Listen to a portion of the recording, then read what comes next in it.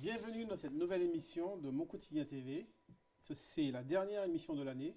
Aujourd'hui, nous recevrons Guillaume Bouberka, qui dirige la société BS Traiteur. Bonjour Guillaume. Bonjour. Comment ça va, cette approche des fêtes? Elle est un petit peu remise en question, on va dire. Un peu remise en question. Ouais. Alors, est-ce que tu peux te présenter un petit peu pour nous?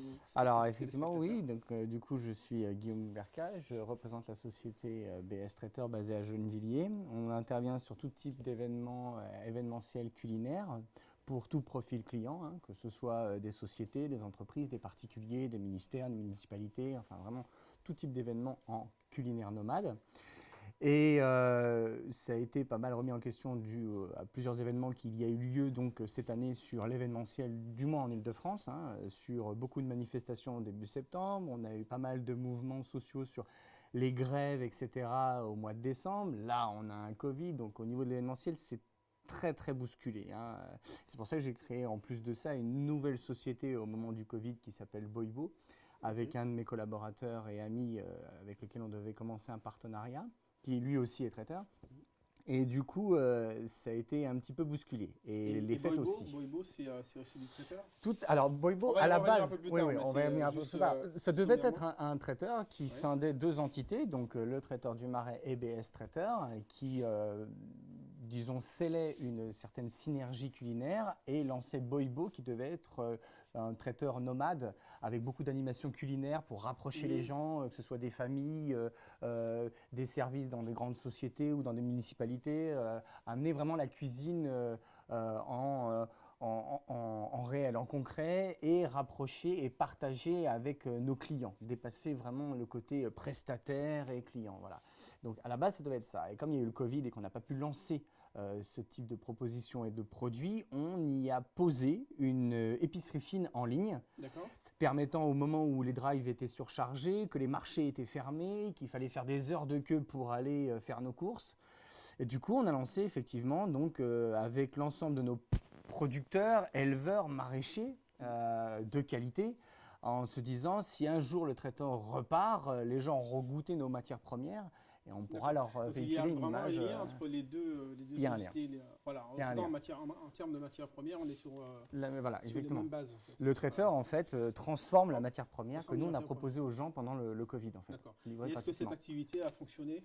Oui, on a commencé avec un certain nombre de nos clients, puisqu'on a du moins importé les 2 portefeuilles clients sur cette société, en proposant à des chefs d'entreprise, à des gens qui étaient chez eux en télétravail ou qui étaient vraiment bloqués pour aller faire leurs courses, du moins dans le timing. Et du coup, on tournait à peu près à 90 clients tous les 2 jours quand même.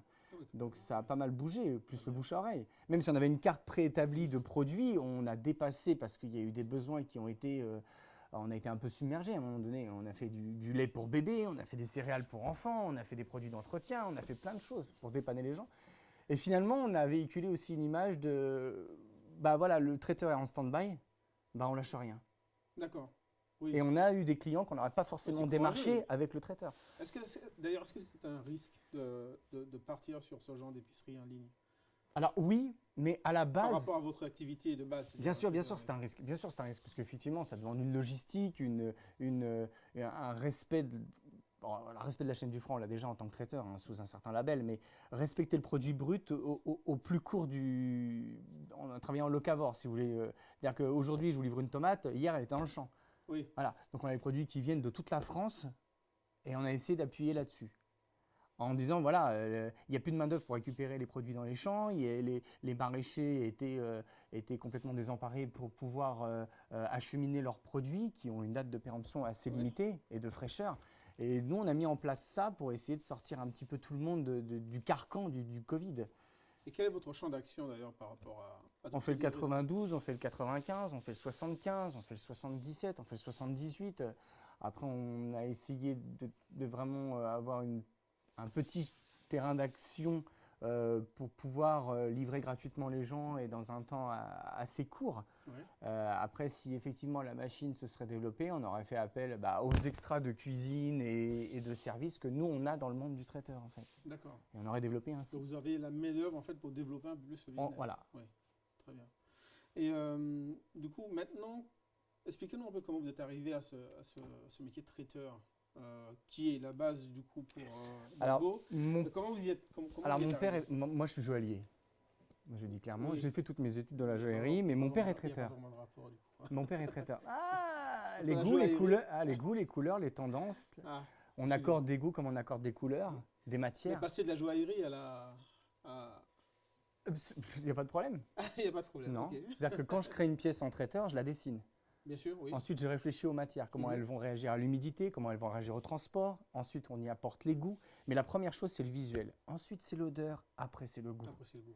Et ces étapes-là, il ne faut pas les céder. Quand vous créez une bague, il faut qu'elle soit belle. Elle vous donne envie d'apporter. Elle vous donne envie de la regarder. Bon, la cuisine, on dépasse ça après, puisqu'on joue avec des matières vivantes. Donc, on dessine le crobat de notre pièce de cocktail. On imagine les matières, comme un bijou. Et ensuite, on le crée. D'accord. La seule différence, c'est que les métaux réagissent plus difficilement à certaines choses et l'alimentaire, c'est encore plus compliqué puisqu'il y a l'humidité, il y a le transport. Il y a Mais en fait, non, c'est aussi de l'événementiel, c'est aussi de la mode, c'est au-dessus de la couleur. Et du coup, mon père avait une entreprise de traiteur. Oui. Et il m'a toujours dit, il sera toujours temps de basculer dans le monde de la restauration, puisque moi j'y suis, voilà, etc. Mais pendant que j'étais à l'école, il a créé un traiteur plus haut de gamme, qui était BS Traiteur. Il m'a dit, si ça t'intéresse, tu vois un peu comment ça marche une société, qu'elle soit dans la joaillerie ou qu'elle soit dans l'alimentaire, à part 2-3 complexités, faire les fournisseurs, les prestataires, etc., c'est à peu près la même chose. Et quand vous parlez de traiteur haut de gamme, qu'est-ce qui fait qu'un traiteur est haut de gamme ou d'une autre gamme? Alors, il y a plusieurs choses. Il y a le packaging, l'élément dans lequel votre produit est présenté. Ensuite, il y a le produit en lui-même. D'où il vient? Est-ce qu'il y a une valeur ajoutée au producteur, à l'éleveur, ou même au caviste si c'est du vin? Mais il y a une valeur ajoutée au produit. Et après, il y a la façon de travailler et d'assembler les ingrédients. Soit il est très fragile et il est onéreux, soit il n'y a pas beaucoup d'exemplaires, et ça regroupe un peu tous les métiers. Quand il y a peu, ça peut faire monter le prix. On parle de la truffe, du caviar, certains produits sont très onéreux et très rares. Et il y a après comment dirais-je, le service plus, c'est-à-dire on va aux gens, c'est-à-dire qu'on arrive, il n'y a rien, on fait tout et on repart. Donc il faut penser à tout. Oui, voilà, au matériel, au décor, au produit en lui-même, au respect de la chaîne du froid, au service. Ce n'est plus que du traiteur, c'est aussi un peu de l'événementiel. C'est complètement ça en fait. C'est de l'événementiel, oui. C'est-à-dire qu'il y a vraiment le produit culinaire traiteur, mais il y a comment on vous l'amène chez vous. Et si je voulais vulgariser en fait la différence entre un traiteur, on va dire, normal et un traiteur haut de gamme, on serait peut-être dans la différence qu'il y a entre une brasserie et la gastronomie? Oui, après, un traiteur peut, soit il se spécialise, ou soit il est ouvert à tout ce qui est possible, puisqu'on est appelé pour tout type d'événement. Voilà. Et moi, j'accorde autant d'importance aux plus petits comme aux plus gros événements. Oui. Voilà. Mais c'est parce que c'est une entreprise familiale. Notre nom, il est sur la table. Donc, à un moment donné, il y a le respect de chaque client et de chaque prestation. Mais en fait, on se dit traiteur haut de gamme, soit c'est parce que c'est notre produit qui le définit, ou soit c'est notre type de clientèle. Oui, aussi. Moi, je suis ouvert à tout. Qui définit aussi. Il y a de tout dans ma société. Oui. On peut faire du haut de gamme, comme de l'entrée de gamme, on fait vraiment de tout. On essaye de répondre au budget, aux demandes aussi particulières de nos clients. Est-ce que vous avez des clients justement qui sont très exigeants par rapport à... Oui. Exigeants soit sur le produit, soit sur le service. Voilà. Être là sans être là. Arriver dans un endroit où il est très compliqué de travailler, mais en même temps apporter une certaine sécurité de service au client. Il sait qu'en faisant appel à vous, vous allez vous adapter, que la prestation sera très précise et on ne saura jamais où vous êtes venu. Voilà. Après, elle nous demande des produits des fois qui sont un petit peu compliqués ou dans des horaires qui sont compliqués. On m'a déjà demandé un saumon fumé à 2h du matin parce que la cliente avait envie de manger un saumon. Mais qui vous demande un saumon fumé à 2h du matin? C'est un il y a des notables, il y a des dignitaires, il y a des consuls, il y a des personnalités du show business, il y a des grands patrons parce qu'ils reçoivent des clients qui ont des exigences. Du coup, votre société ne ferme jamais, ça vous retrouvez à 24h sur 24. Oui. Vous dormez avec votre téléphone, du coup? Un petit peu, oui. Parce que le marché se passe la nuit. Vous dormez avec un seul? Oui. Ah, ça suffit? Parfois non, mais parce que le marché se passe la nuit. Rungis, c'est la nuit. Oui, Rungis, c'est vrai. Rungis, c'est la nuit. Rungis, c'est la nuit. Donc Et effectivement. une journée, en fait, une journée type, c'est commence à quelle heure, ça termine à quelle heure? Commence à 4 h du matin et elle peut finir entre 18 h et 2 h du matin. D'accord, ouais. 18 h, 2 h du matin. Parce qu'il y a des événements sur lesquels vous êtes obligé d'être au démarrage. Les achats sont le nerf de la guerre. Ensuite, il y a la production, suivie de la mise en place, logistique, remise en place chez le client, service, clôture. D'accord. Donc il y a des fois où toutes ces étapes, en fait. Ouais. À certains moments, ouais. Vous êtes obligé de le faire ou est-ce que vous donnez l'obligation de le faire? Non, je ne suis pas obligé de le faire, mais il y a un moment donné, soit c'est un nouveau client, ou soit c'est parce que vous prenez un client au hasard dans la journée pour savoir si c'est du relationnel, qu'il sache que vous êtes là, que vous couvrez son événement, qu'il est important, même si la mesure peut être très sobre. Je veux dire, aller à 4 h du matin à Rungis, vous avez sûrement des employés qui sont assez qualifiés pour choisir un produit. Non, les produits, c'est moi.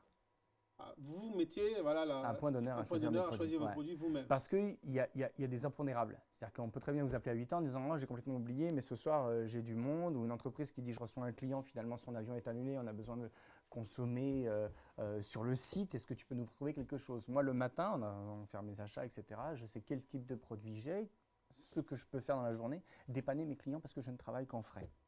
Donc du coup, effectivement, c'est important parce que le produit, en même temps, quand je le touche, quand je le prends, je sais qu'aujourd'hui, je peux faire ça et demain, je peux proposer une nouvelle chose à mes clients, suivant les saisons, les tendances, les couleurs, etc. Et quand on est traiteur, on ne travaille pas, j'imagine, comme un restaurant, c'est-à-dire qu'un restaurant a une carte. Tous les matins, on va chercher des produits définis. Soit on renouvelle la carte, évidemment, un petit peu, pour faire des plats du jour, mais on sait sur quel produit on va travailler sur la journée. Mais quand on est traiteur, est-ce que les courses d'une journée à l'autre se ressemblent? Est-ce que c'est en fonction du client? Alors, ou est-ce que vous avez... c'est très varié. Vous avez un service. Vous avez une base, vous avez une carte de base en fait. Par exemple, je vais faire, je sais pas, je vais vous proposer, je vais avoir 3 gammes de canapés ou de petits fours. Voilà, je vais établir 3 gammes. Le seul problème de l'événementiel et du traiteur, c'est que c'est toujours en mouvement. C'est-à-dire que c'est déjà arrivé qu'un lundi, on nous appelle en disant bah voilà, cette semaine, finalement, notre congrès a lieu, c'était pas prévu, on est 250 tous les midis pendant 7 jours. 22 pièces par personne, différentes. Et qu'est-ce qu'on met en place quand on a une demande comme ça? On s'adapte, on a des recettes. Est-ce qu'on a une armée qui se met au travail Non, pas forcément. Mais on a des extras de cuisine qui viennent seconder mon chef de cuisine qui est à demeure. Et avec lui, on a établi déjà des recettes, des protocoles d'achat nous permettant effectivement de travailler A pour B. C'est-à-dire qu'en fait, on travaille la veille pour le lendemain. Ce qui nous permet le jour même de dépanner un client parce que notre prod du jour même a été fait hier et assemblé le matin pour être présenté le midi ou le soir, suivant quand est-ce que vous allez consommer le produit en fait. Mais effectivement, on a une carte de base, mais on est tout le temps en mouvement, donc il faut toujours s'adapter. Oui, voilà, il y a quand même une base qui… Voilà. Il y a une base, mais après, effectivement, il y a les religions, il y a les allergies, il y a les régimes alimentaires qui ont fait de plus en plus leur apparition, sur lesquels nous, on est obligé de nous adapter en fait. Mais c'est ça qui est génial, c'est que demain, je ne sais pas ce que je fais en fait. Ça n'a pas été compliqué à mettre en place, tout ce qui est particularité alimentaire, du vegan, si, ça a été… parce que c'est un petit peu compliqué. Il faut se réinventer. C'est ça, c'est un cahier des charges et en plus de ça, il y a certains produits qui ont besoin d'être travaillés soit le jour même ou soit qui au contraire ont besoin de plus de repos suivant leur humidité, etc. Et du coup, suivant les allergies, il faut quand même proposer quelque chose de complet, c'est-à-dire là, j'ai eu un mariage, bon, ils étaient 12, Covid oblige, hein. C'était 120 à la base. Hein. Donc, ils étaient 12, parce que la mairie leur a dit, bon, c'est maintenant, on fait les signatures et les papiers, parce qu'après, il y a tellement de gens qui sont en attente que, bon, bref, donc ils sont mariés. Et il y en a 2 qui étaient véganes. Donc, du coup, écoutez, c'est pas grave, on va travailler autour du légume, on va travailler des produits différemment pour que vous ayez cette impression d'être aussi, comment dirais-je, à la même hauteur que les gens qui vont consommer lors de ce mariage, c'est-à-dire avoir autant de produits, un panel quand même assez conséquent, pour que vous ayez l'impression d'être reconnu comme les autres en fait. Oui, on ne sent pas la différence. C'est-à-dire que les gens vont manger 10 pièces où il y aura de la viande, du poisson, etc. Vous n'aurez que des légumes, mais vous aurez l'impression d'avoir des variétés selon les épices, les modes de cuisson, les textures, qui permettent d'être à la même échelle que tout le monde. Mais ça demande de la réflexion. Oui, ça demande effectivement de se réinventer, de chercher des Et plus facile de faire un vegan que faire un allergène, par exemple. Quelqu'un qui est allergique, c'est plus compliqué déjà. Ah oui.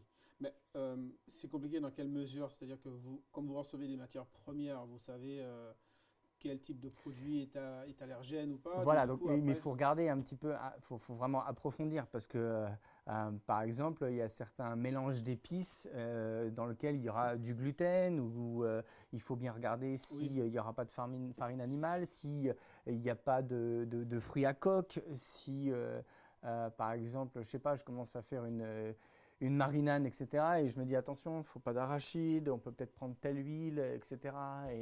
Et on a des recettes qui sont préétablies, il faut les bousculer un petit peu. Il y a des recettes de produits qui vont bien parce qu'on met telle huile ou telle épice dedans. Il faut la changer. C'est pas une pression d'ailleurs, ça, de devoir composer avec des personnes qui ont des allergies qui peuvent être parfois mortelles. Quand vous préparez... si, c'est pour ça que je détache quelqu'un qui se met dessus. Qui est consacré qu'à ça. D'accord. Point barre. On lui dit, voilà, il y a une personne qui est allergique. Il a sa fiche technique avec son cahier des charges. Et il vérifie voilà. Je dis, tu te mets dans ta bulle, on appelle ça comme ça, hein. Tu te mets dans ta bulle et tu te mets là-dessus. Donc j'organise la prod différemment, je la réoriente. D'accord. Voilà, il y a 2 personnes qui vont gérer l'ensemble des convives et j'en détache une qui s'occupe que de ça. Voilà. D'accord, qui s'occupe des tous les aliments qui parce que oui, effectivement, il y a des fois, c'est compliqué, quoi. Les réactions sont assez violentes. Ouais. Oui. Mais il faut toujours s'adapter, quoi. Il faut toujours s'adapter.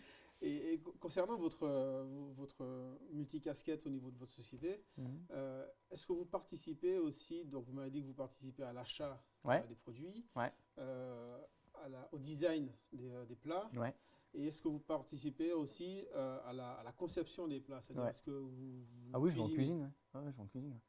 Alors, maintenant, ma question, elle va être un peu bizarre, mais quand on est joaillier, on n'est pas cuisinier. Donc, du coup, de passer, vous m'avez dit que c'était assez simple de passer de la joaillerie à la... Ça s'apprend. Voilà, mais ça s'apprend. Ça s'est appris sur le tas ou ça s'est appris en formation? Ça s'est appris sur le tas, autodidacte, par les bases.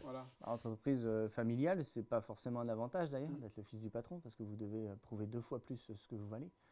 1, votre poste, justifier votre poste, et 2, justifier qu'on vous reconnaisse vous et pas le fils d'eux. Oui, et puis ça c'est plus compliqué. Faire perdurer la renommée de du père. Oui, et après il y a encore une autre dimension, c'est-à-dire au moment où on y arrive, on vous donne la responsabilité d'autres personnes qui ont été formées à ce métier-là et qui sont des fois plus vieux que vous. Oui. Donc à vous qui vous reconnaissent déjà plus facilement, si vous êtes en cuisine avec eux, vous avez recommencé les bases, que vous avez accepté de recommencer en tant que commis de cuisine, et après les diriger passe mieux en fait. C'est parce que vous ne refusez pas d'aller livrer un client parce que votre chauffeur n'est pas là. Bah oui, le taulier, oui, il va livrer un client et il en prend soin. Et il est au contact des gens. Et des fois, le client, il est content d'avoir le directeur de la société qui est là parce qu'il y a un dialogue qui se fait. Et on délie un peu plus les langues, on se confie un peu plus. Et on se rapproche de son client en fait. Il y a un moment donné, moi je pense qu'il y a certaines grosses structures qui devraient redescendre pour voir comment ça se passe dehors ou de l'autre côté de l'ordinateur en fait. Et c'est ce qui se passe avec le Covid actuellement d'ailleurs. J'y reviens parce que c'est vraiment bousculé mon métier. Moi j'ai plein de confrères qui n'ouvriront pas. Ça vous a bousculé en quoi cette crise sanitaire? Franchement, on n'a pas de fermeture administrative. Donc je vais donner un exemple simple. Vous ouvrez une piscine, par contre vous n'avez pas le droit de nager. Oui. Donc moi on m'a dit vous n'êtes pas fermé, mais vous ne pouvez pas travailler, on ne peut pas se regrouper. Donc il y a un moment donné, quand vous avez un métier où ça fait des années que vous vous battez pour rapprocher les gens, avoir une interactivité dans votre métier, suivi par des grands chefs d'ailleurs qui passent à la télé, qui font des émissions, etc. On essaie de se rapprocher les gens, de casser les carcans, et là on vous dit non, hop, il y a Covid, on ne se rapproche pas. Plateau repas, à chaque la salle, faut pas que les gens se touchent, faut pas qu'ils se... Non. Ok, d'accord, je fais comment alors? Parce que moi j'ai un labo. Comment vous faites là? On ferme un restaurant parce qu'il a des loyers, parce qu'il a une cuisine, parce qu'il y a du personnel, parce que moi aussi j'ai un laboratoire avec du personnel, avec des charges, avec un bailleur privé, avec Eh ben Boybo, il faut se réinventer. T'as une semaine. Donc voilà. C'est tout. En plus j'avais des produits. C'est-à-dire que j'ai eu des annulations moi. Oui. J'avais plus de 160 ou 170 événements entre mars et avril qui ont été annulés. Donc moi j'avais déjà acheté certains produits. Et il a fallu beaucoup de temps de passer justement de BS Traiter à cette on va dire succursale ou à cette... En fait on est passé en fait ça a démarré d'une idée très simple. Comme j'ai eu ces annulations, j'avais les produits.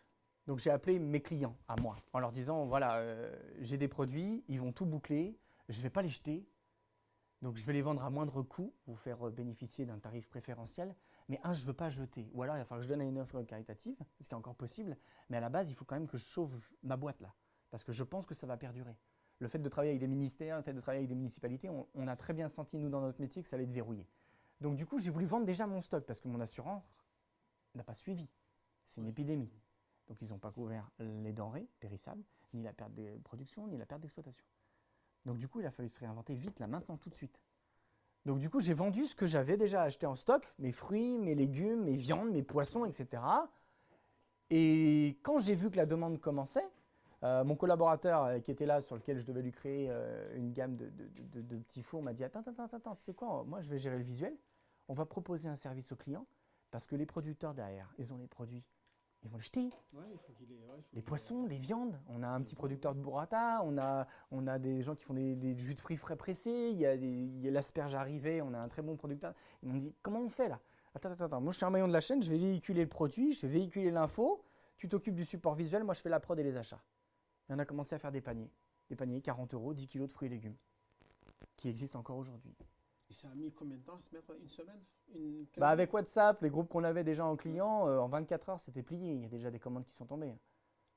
Parce que les gens étaient bloqués chez eux, télétravail avec les enfants, c'était compliqué. Il y a des métiers qui ont dû se réinventer complètement. Il y en a d'autres qui se retrouvaient à faire l'école et à manger et la réunion au boulot. Et c'est pas adapté chez soi. À un moment donné, il faut à moins d'avoir un grand espace pour s'enfermer. C'était compliqué. Donc du coup, le fait d'apporter à manger et leur demande particulière de couvrir en plus un hors carte a fait qu'on a eu des commandes tout de suite.